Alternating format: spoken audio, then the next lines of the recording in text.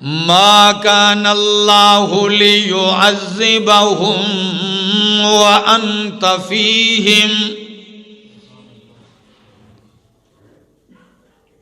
ما كان الله ليعذبهم وأنت فيهم نہیں ہے اللہ کہ ان کو عذاب دے وَأَنْتَ فِيهِمْ درا حال کہ آپ میرے پیغمبر ان میں موجود ہو۔ تو عذاب سے رکاوٹ اور ممانعت کی پہلی وجہ کہ اللہ کے پاک پیغمبر کا وجود اقدس ہے۔ آپ جہاں موجود ہوں گے عذاب اللہ نہیں بھیجے گا، پہلا سبب۔ دوسرا سبب استغفار۔ دوسرا سبب کیا ہے؟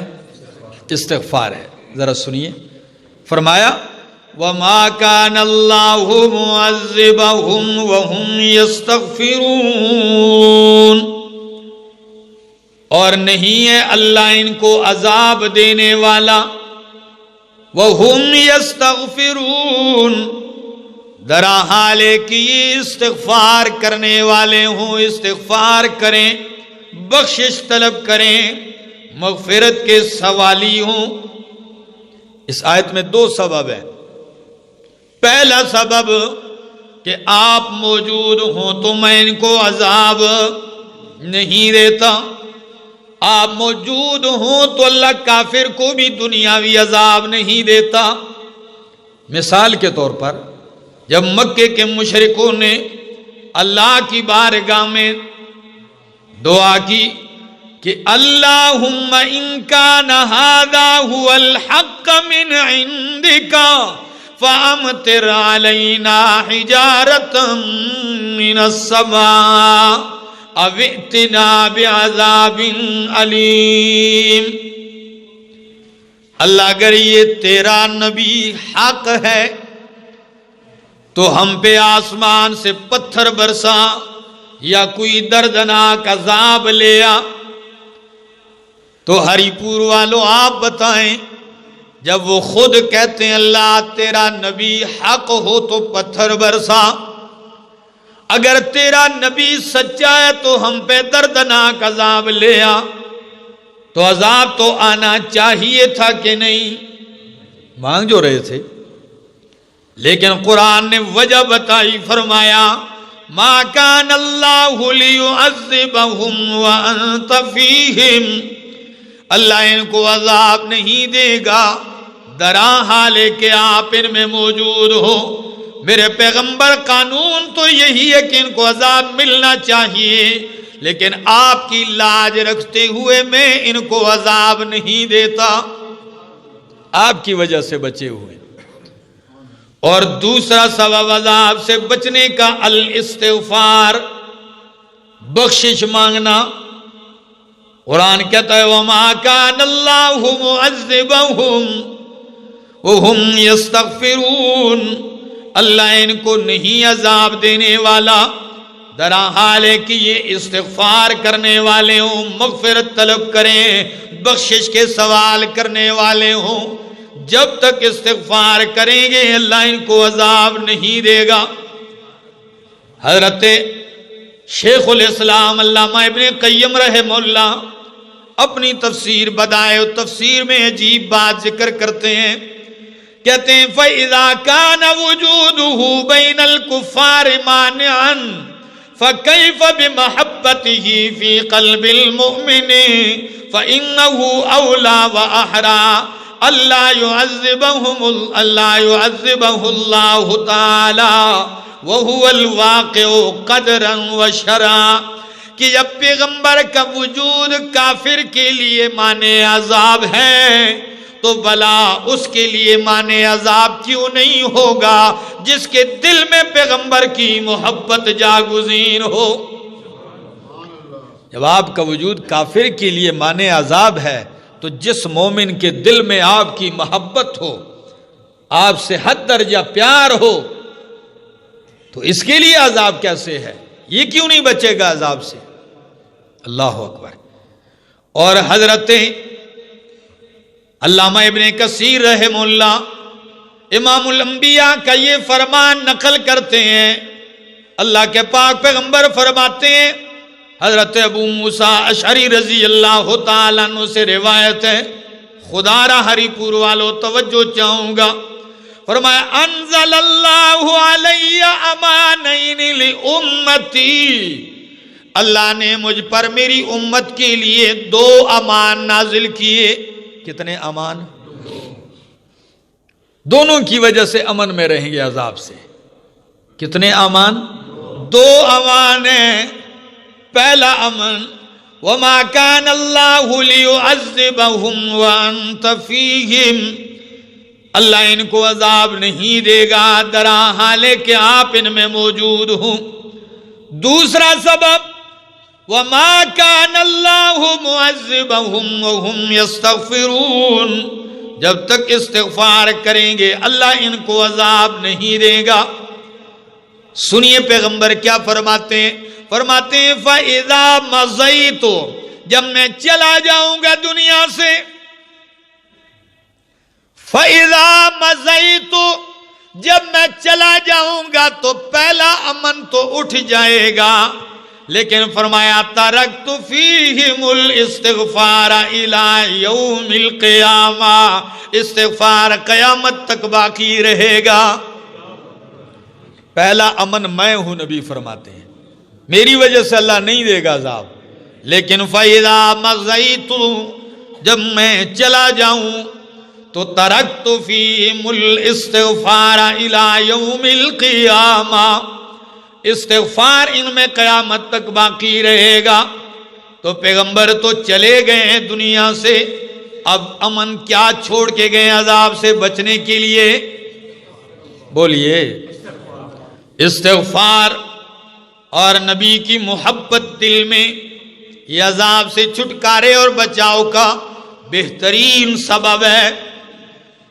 آج بھی جو حالات بنے ہوئے دنیا میں، آپ اسے جو بھی سمجھے، آزمائش کہو، عذاب کہو، گرفت کہو، یاد دہانی کہو، ناراضگی کہو، جو بھی کہو، اس کا بہترین علاج اس سے چھٹکارے کا وہ استغفار ہے. کیا ہے؟ استغفار ہے. دوستو آپ کو پتہ ہے استغفار کیا چیز ہے؟ یقین کیجئے میرے سامنے قرآن کریم کی آیات کا ایک بہت بڑا سلسلہ موجود ہے کہ استغفار کیا ہے اور لوگوں نے استغفار کو کیا سمجھ رکھا ہے. ذرا دیکھیے قرآن کریم کبھی تو اپنے بندوں کو استغفار کا حکم دیتے ہیں. کیا دیتے ہیں؟ حکم، امر. مثلا قرآن کہتا ہے وَاسْتَغْفِرُ اللَّهَ إِنَّ اللَّهَ غَفُورٌ رَحِيمٌ. وَاسْتَغْفِرُ اللَّهَ، اللہ سے معافی طلب کرو، اللہ سے بخشش مانگو. إِنَّ اللَّهَ غَفُورٌ رَحِيمٌ، اللہ بخشنے والا مہربان ہے. سورۃ البقرہ آیت 199. اور قرآن مزید کہتا ہے وَأَنِ اسْتَغْفِرُوا رَبَّكُمْ ثُمَّ تُوبُوا إِلَيْهِ. وَأَنِ اسْتَغْفِرُوا رَبَّكُمْ، اور یہ کہ اپنے رب سے مغفرت طلب کرو، بخشش مانگو. ثُمَّ تُوبُوا إِلَيْهِ، پھر اسی کی طرف رجوع کرو. سورہ ہود آیت نمبر 2. اور کبھی اللہ کا قرآن یوں کہتا ہے فَاسْتَقِیمُوا إِلَيْهِ، فَاسْتَقِیمُوا إِلَيْهِ، بالکل سیدھے ہو جاؤ اللہ کی طرف، درست ہو جاؤ اللہ کی طرف، ہر جانب سے کٹ کے اللہ ہی کی طرف ہو جاؤ. وَاسْتَغْفِرُوهُ، اسی سے بخشش طلب کرو. سورۃ فصلت آیت نمبر 6. اور کبھی اللہ رب العالمین استغفار کرنے والوں کی تعریفوں میں گویا ہوتے ہیں اور یوں فرماتے ہیں الصابرین والصادقین والقانتین والمنفقین والمستغفرین بالاسحار. فرمایا والصابرین، صبر کرنے والے، والصادقین، سچ کہنے والے، والقانتین، اللہ کے حضور عاجزی کرنے والے، فرما برداری کرنے والے، والمنفقین، اللہ کے لیے مال خرچ کرنے والے، والمستغفرین بالاسحار، سحری کے وقت اٹھ کے اللہ کے حضور بخشش طلب کرنے والے. ان کی تعریفیں مالک کرتا ہے. سورہ آل عمران آیت نمبر 17. اور کبھی اللہ فرماتے ہیں والذین اذا فعلوا فاحشۃ او ظلموا انفسهم. اللہ تعریف کرتے ہیں مومن بندوں کی. کون سے مومن بندے؟ جن سے گناہ ہو جائے. کیا ہو جائے؟ گناہ ہو جائے. اذا فعلوا فاحشۃ، کوئی کام بے حیائی کا کر بیٹھتے ہیں، او ظلموا انفسهم، یا اپنے اوپر گناہ کر کے ظلم کر بیٹھتے ہیں، تو ذکر اللہ، فوراً اللہ کو یاد کرتے ہیں، فاستغفروا لذنوبہم، اللہ کو یاد کر کے اپنے گناہوں کی معافی مانگتے ہیں. وَمَن يَغْفِرُ الذُّنُوبَ إِلَّا اللَّهُ، اور اللہ کے سوا گناہوں کو معاف کرنے والا کون ہے؟ ہے کوئی؟ اللہ کے سوا کوئی گناہوں کو معاف کرنے والا نہیں. اور کبھی اللہ رب العالمین استغفار کا تذکرہ یوں کرتے ہیں، فرمایا وَمَن يَعْمَلْ سُوءًا أَوْ يَظْلِمْ نَفْسَهُ، جو کوئی برائی کر جائے یا اپنے اوپر ظلم کر بیٹھے گناہ کے ذریعے، پھر کیا کریں؟ اللہ اکبر. غلطی ہو جائے، اس سے گناہ ہو جائے، ظلم کر جائے اپنے اوپر، اور پھر اپنے رب کے حضور گڑ گڑانے لگ جائے. فرمایا ثم یستغفر اللہ، پھر اللہ سے بخشش مانگنے لگتا ہے، تو فرمایا یجد اللہ غفور الرحیم، اللہ کو رد کرنے والا نہیں پائے گا، اللہ کو تانا دینے والا نہیں پائے گا، اللہ کو بخشنے والا مہربان پائے گا. عجیب دور ہے ہری پور والوں. آج کے دور میں اس وبا نے دنیا کے سارے دروازے بند کر دیے ہیں، لیکن میرے مالک نے بخشش کا دروازہ کھلا رکھا ہوا ہے. جہاں جاؤ گے آج دتکار دیے جاؤ گے. ساری درگاہیں بند ہیں، ساری دنیا کی درگاہیں آج بند ہیں، تالے لگے ہوئے ہیں. آج سارے شفا خانے بند ہیں. کئی کہتے ہیں شفا کا پانی ہے، کئی کہتے ہیں خاک شفا ہے، کئی کہتے ہیں پیر صاحب کے تھوکوں سے بیڑے پار ہوتے ہیں.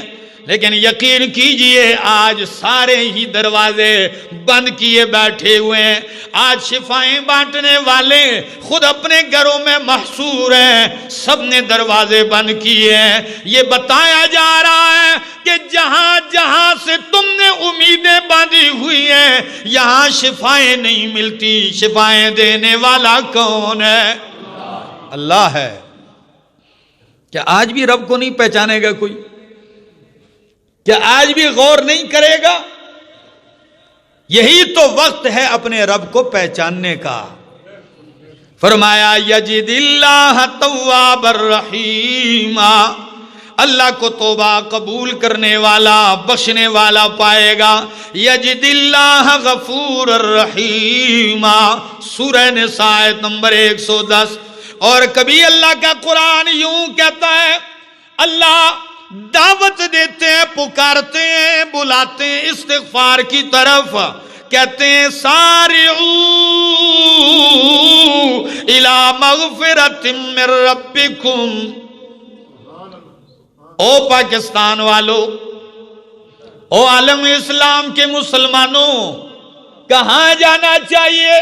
سارعوا الی مغفرۃ من ربکم، اپنے رب کی طرف سے جو مغفرت ہے اس کی طرف دوڑو۔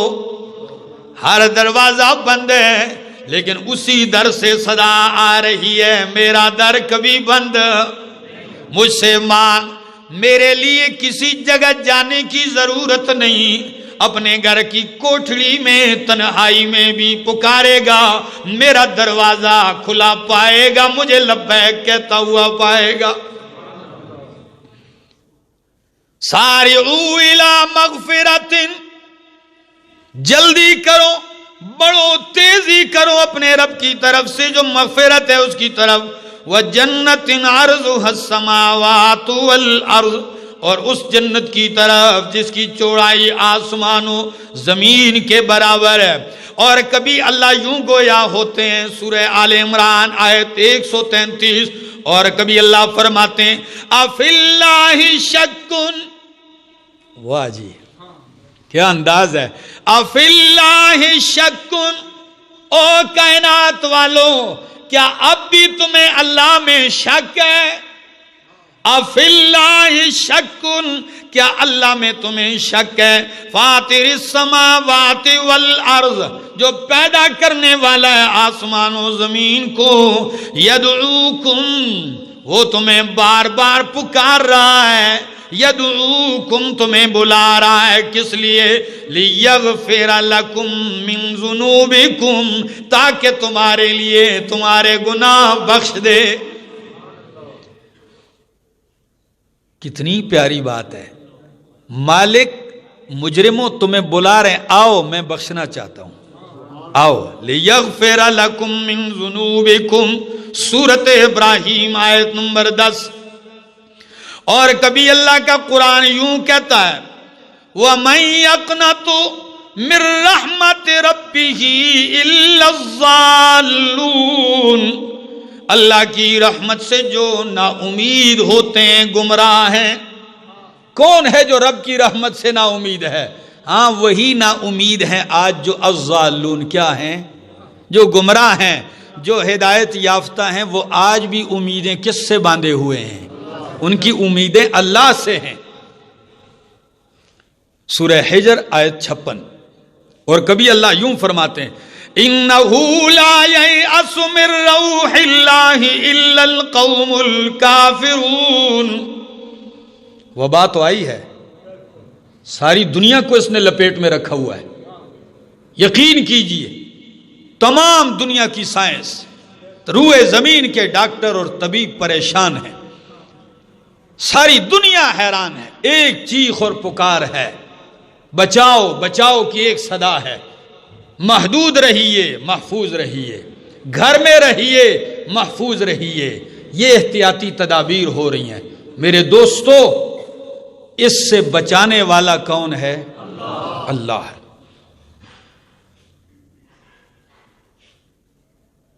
صرف اللہ کی ذات ہے۔ ہاں لیکن چونکہ اسباب ہمارے دین نے ہمیں بتائے ہیں، اسباب کا انکار نہیں۔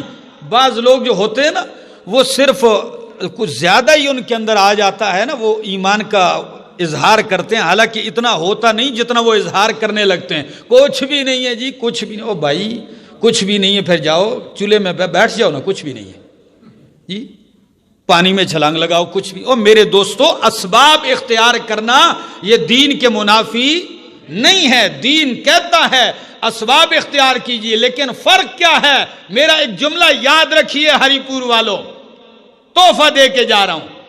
اسباب مومن بھی اختیار کرتا ہے، اسباب کافر بھی اختیار کرتا ہے، کیونکہ یہ دنیا دار الاسباب ہے۔ کیا ہے؟ اسباب مومن بھی اختیار کرتا ہے، اسباب کافر بھی اختیار کرتا ہے۔ فرق کیا ہے؟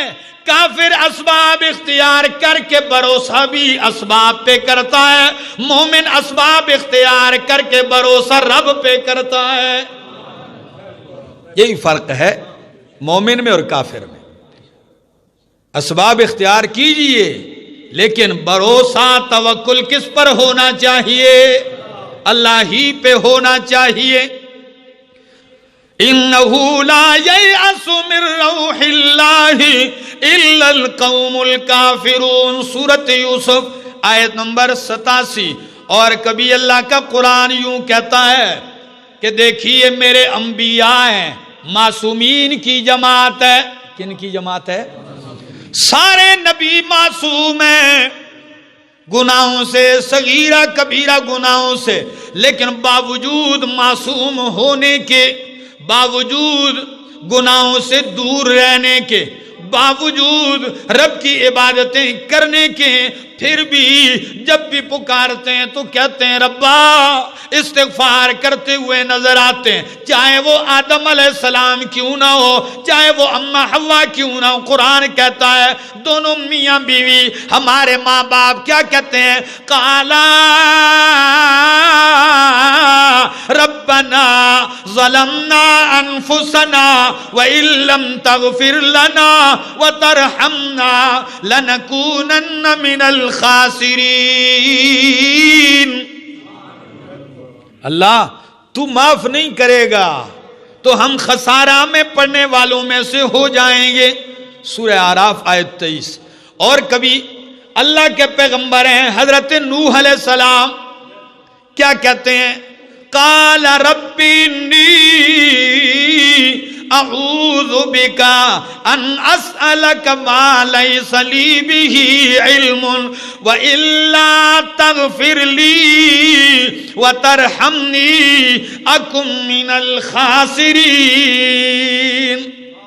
اللہ اگر تو معاف نہیں کرے گا، تو رحم نہیں کرے گا تو اکم من الخاسرین، میں نقصان اٹھانے والوں میں سے ہو جاؤں گا۔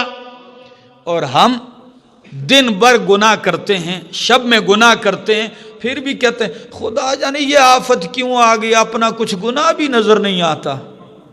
وہ ہمارے علاقے کی ایک بوڑھی عورت تھی، جب زلزلہ آیا نا، یہ 2005 کا تھا غالباً، ایک زلزلہ آیا، لوگ حواس باختہ ہو گئے، ہر دن زمین جھٹکے، تو وہ باہر نکل کہتی اللہ اپنا کوئی گناہ بھی نظر نہیں آتا، اپنا مجھے کچھ گناہ بھی نظر نہیں آتا، پھر یہ اتنی زمین کیوں ہل رہی ہے؟ میں نے کہا سب سے بڑی مصیبت ہی ہم میں یہ ہے کہ ہمیں اپنا گناہ نظر نہیں آتا۔ ہاں دوسروں کے گناہ ہمیں پردے کے اندر بھی نظر آ جاتے ہیں، اسے اچھالتے ہیں، لیکن اپنا گناہ وہ نظر ہی نہیں آتا۔ جس دن آپ کو اپنے گناہ نظر آنے لگ جائیں گے، یہی آپ کی کامیابی کی پہلی سیڑھی ہے، پھر آپ مغفرت بھی مانگیں گے۔ تو دیکھیے انبیاء معصوم لوگ ہیں، لیکن کیا کہتے ہیں؟ حضرت نوح علیہ السلام کہتے ہیں رب اغفر لی ولوالدی، رب اغفر لی ولوالدی ولمن دخل بیتی مؤمنا وللمؤمنین والمؤمنات ولا تزد الظالمین الا تبارا۔ اپنے لیے، اپنے والدین کے لیے دعائیں مانگی جا رہی ہیں، استغفار کیا جا رہا ہے، اور اللہ کے کلیم ہیں، بڑے ہی عظیم ہیں، لیکن کیا کہتے ہیں؟ قال رب انی ظلمت نفسی فاغفر لی فغفر لہ۔ کیا کہا رب سے؟ اللہ میں نے اپنا نقصان کیا ہے۔ کیا کیا ہے؟ ظاہر بات ہے بندے سے لغزش ہو جائے، کیونکہ کبائر سے تو انبیاء صغائر سے کیا ہیں؟ پاک ہیں، پھر بھی غیر اولا کام ان سے ہو جائے تو کیا کہتے ہیں؟ رب انی ظلمت نفسی، اے میرے رب میں نے اپنے اوپر زیادتی کی ہے، تو مجھے معاف کر دے۔ تو رب فرماتے ہیں، انہوں نے کہا فاغفر لی، کیا؟ فاغفر لی، تو رب نے فرمایا فغفر لہ، اس نے مانگا اور میں نے عطا کر دیا، اس نے بخشش طلب کی میں نے معاف کر دیا۔ انہ هو الغفور الرحیم، بے شک وہ بخشنے والا مہربان ہے۔ تو گناہوں سے، عذاب سے بچنے کا بہت بڑا سبب جو اللہ کے پیغمبر قیامت تک کے لیے چھوڑ کے گئے ہیں وہ کیا ہے؟ استغفار۔ شیخ الاسلام ابن قیم رحمہ اللہ میں بڑا مطالعہ کرتا ہوں ان شخصیات کا.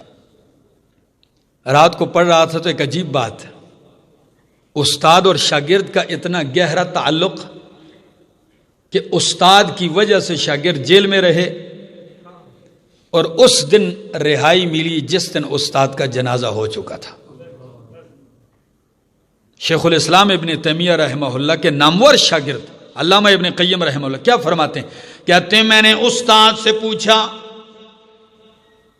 اے میرے استاد، تسبیح نفع مند ہے، بہتر ہے بندے کے لیے، یا استغفار زیادہ فائدہ مند ہے؟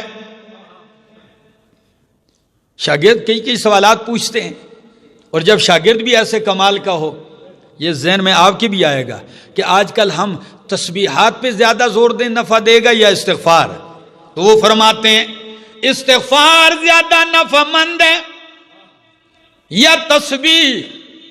استاد بھی علم ہو تو جواب ایسا دیا، کمال کر دیا. کہنے لگے میرا شاگرد اگر کپڑا صاف ستھرا ہو تو اس کے لیے خوشبو، بخور، عطر، عرق گلاب زیادہ بہتر ہوتا ہے، اور اگر کپڑا گندا ہو، میلا ہو تو اس کے لیے صابن، صرف زیادہ بہتر ہوتا ہے. کوئی بات سمجھ میں آئی؟ کمال کی بات ہے، میں جھوم گیا. کپڑا صاف ستھرا ہو تو اس کے اوپر بندہ عطر لگائے تو مزہ آتا ہے، عود لگائے، کستوری اچھی ہوتی ہے اس کے لیے، اور اگر میلا ہو تو پھر صابن چاہیے، پھر صرف چاہیے کہ اس کو صاف کر کے دھو دے. تو مطلب کیا تھا استاد کا؟ اگر آپ گناہوں سے پاک ہیں، گناہ نہیں ہے، تو تسبیحات بہتر ہیں. اگر آپ گناہوں سے آلودہ ہیں تو استغفار بہتر ہے. اگر گناہ نہیں تو تسبیح آپ کے لیے عطر ہے، عود ہے، مہک اٹھے گی. اور اگر آپ گناہوں میں آلودہ ہیں تو آپ کے لیے استغفار جو ہے وہ صابن کا کام دے گا، ستھرے ہو جاؤ گے. دوستو، یہی وہ وقت ہے کہ پورے عالم میں جہاں یہ بتایا جاتا ہے ہاتھ نہ ملانا کسی سے، کیا ٹھیک ہے؟ ہاتھ نہ ملانا یہ احتیاطی تدبیر ہے. زیادہ قریب نہ بیٹھنا یہ بھی کیا ہے؟ احتیاطی تدبیر ہے. جی، گھروں سے زیادہ نہ نکلنا یہ بھی احتیاطی تدبیر ہے. ہاتھ زیادہ دھویا کرو یہ بھی احتیاطی تدبیر ہے.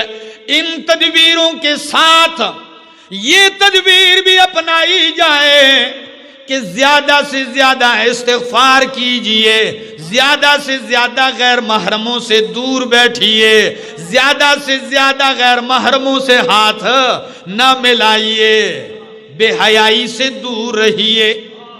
یہ سارے احتیاطی تدابیر ہیں، ان سے کیا رہیے؟ دور رہیے. اور ہم دونوں کی دعوت دیتے ہیں کہ اگر جہاں یہ تدبیریں ہیں تو وہاں ان تدبیروں پر بھی عمل ہونا چاہیے. اللہ کی طرف رجوع، اللہ کی طرف توجہ ہو کہ اللہ ہمیں اس آزمائش کی گڑی سے نکال دے، اللہ ہمیں بچا لے. اور آپ کو یہ ایک وقت کی اجازت نہیں ہے، میں آپ کے سامنے کچھ چیزیں ذکر کرتا ہوں، آپ ذرا دیکھیے. لوگ پریشان ہیں آج کل، کہتے ہیں نا یہ کیا چیز ہے، کوئی کہتے ہیں عذاب ہے، کوئی کہتا ہے کیا ہے. بہرحال نبی علیہ السلام سے حضرت عائشہ صدیقہ رضی اللہ تعالی عنہ نے پوچھا، یا رسول اللہ یہ طاعون کیا چیز ہے، یہ وبا کیا چیز ہے جس کی وجہ سے ہزاروں لوگ لمحوں میں لقمہ اجل بن جاتے ہیں. سن 6 ہجری میں بھی طاعون کی وبا آئی تھی جب اللہ کے پاک پیغمبر صلح حدیبیہ کے سال معاہدہ کر رہے تھے، لیکن وہ بھی فارس اور روم میں وہ وبا آئی تھی. ایران میں، روم میں، ان علاقوں میں وبا آئی تھی. 25,000 بندے مرے تھے. کتنے؟ لیکن مدینہ میں مسلمان محفوظ رہے تھے. کیونکہ مدینہ میں طاعون نہیں آ سکتا، دیگر بیماریاں وبا آ سکتی ہے، طاعون نہیں آ سکتا۔ اچھا، حضرت عمر رضی اللہ تعالیٰ عنہ کے دور میں بھی جب آپ سفر دوسری مرتبہ کرنے جا رہے تھے شام کا، تو شام کے امیر ابو عبیدہ بن جراح رضی اللہ تعالیٰ عنہ آپ راستے ہی میں تھے کہ ان کا پیغام آیا نہ آئیں، یہاں طاعون کی وبا آ چکی ہے۔ تو حضرت عمر رضی اللہ تعالیٰ عنہ نے ساتھیوں کو روک دیا، ٹھہر جائیے، کیا کرنا چاہیے؟ کچھ کہنے لگے جانا چاہیے، کچھ نے کہا نہیں جانا چاہیے۔ حضرت عمر رضی اللہ تعالیٰ عنہ کی بھی رائے یہ تھی کہ نہیں جانا چاہیے، ہمیں واپس مدینہ میں جانا چاہیے۔ لیکن کچھ ساتھیوں کا اصرار تھا کہ جی اللہ پہ توکل کیجیے اور جائیے، اور کئیوں نے تو یہاں تک لفظ کہہ دیے، اے عمر افرارا من قدر اللہ، کیا آپ اللہ کی تقدیر سے بھاگنا چاہتے ہیں؟ تو فاروق اعظم کہنے لگے ہاں، فرارا من قدر اللہ الی قدر اللہ، میں اللہ کی تقدیر سے اللہ کی تقدیر کی طرف بھاگتا ہوں، کہیں اور نہیں جا رہا۔ اتنے میں ایک صحابی نے آ کے حدیث بھی سنا دی، فرمایا امیر المومنین، میں نے اللہ کے پاک پیغمبر صلی اللہ تعالی علیہ وسلم سے یہ سنا ہے، جب کسی زمین میں کسی علاقے میں آپ سنو وبا آ چکی ہے، طاعون آ چکا ہے، ذرا میں الفاظ بھی پڑھ دیتا ہوں، بخاری مسلم کی حدیث ہے، اذا سمعتم به بارض فلا تقدموا علیہ، جب کسی جگہ وبا ہو وہاں نہ جایا کرو، وہاں نہ جایا کرو۔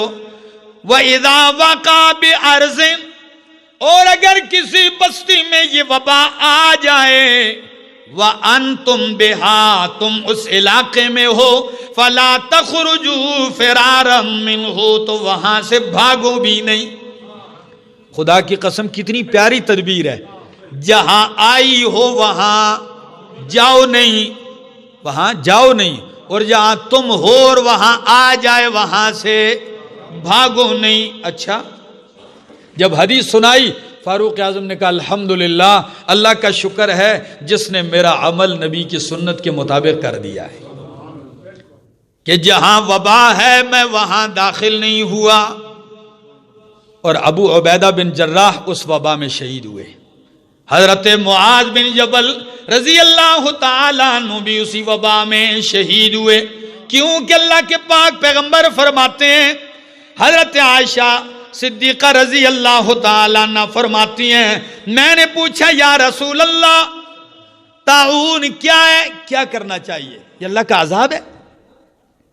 خوب کان کھول کے سن لو میرے دوستو، ام المومنین نے پوچھا طاعون کے بارے میں، فاخبرنی، تو اللہ کے پاک پیغمبر نے بتایا، فرمایا عائشہ انہو عذاب، یہ عذاب ہے اللہ کا، یبعثہ اللہ علی من یشاء، اللہ جس پہ چاہتا ہے یہ عذاب بھیجتا ہے، لیکن وَأَنَّ اللَّهَ جَعَلَهُ رَحْمَةً لِلْمُؤْمِنِينَ، اللہ نے اس کو مومنوں کے لیے رحمت بنا دیا ہے۔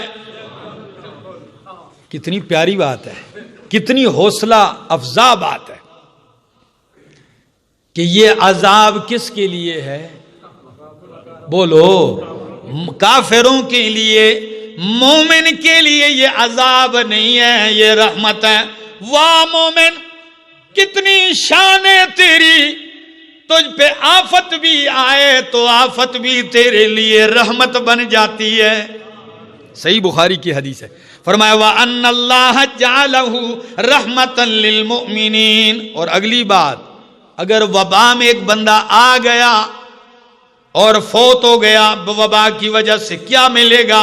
فرمایا لَيْسَ مِنْ أَحَدٍ یقع الطاعون، جو بھی بندہ ہو جس پہ طاعون آ جائے، اس وبا میں مر جائے، فَيَمْكُثُ فِي بَلَدِهِ صَابِرًا مُحْتَسِبًا، دائیں بائیں نہیں بھاگتا، جہاں وبا آ جائے وہیں ٹھہر جاتا ہے، صابرًا، صبر کرتے ہوئے، محتسبًا، اللہ سے ثواب اور اجر کی امید رکھتے ہوئے، یعلم، یہ جانتے ہوئے کہ انہ لا یصیبہ الا ما کتب اللہ لہ، کہ مجھے وہی مصیبت پہنچے گی جو میرے رب نے میرے لیے لکھ دی ہے، تو اگر اس وبا میں مر جائے تو کان لہ مثل اجر شہید، اس کے لیے شہید کا اجر ہے۔ کون سے مرتبے پہ فائز ہے؟ شہادت کے مرتبے پہ فائز ہے۔ تو پھر مومنوں میں اتنی افراتفری کیوں ہو؟ افراتفری نہ مچاؤ، مومنوں کو یہ فضائل بھی سناؤ، اہل ایمان کو رب کی طرف رجوع بھی کہو، اور جو احتیاطی تدابیر کہی جاتی ہیں یہ بھی کرو، یہ ضروری ہیں۔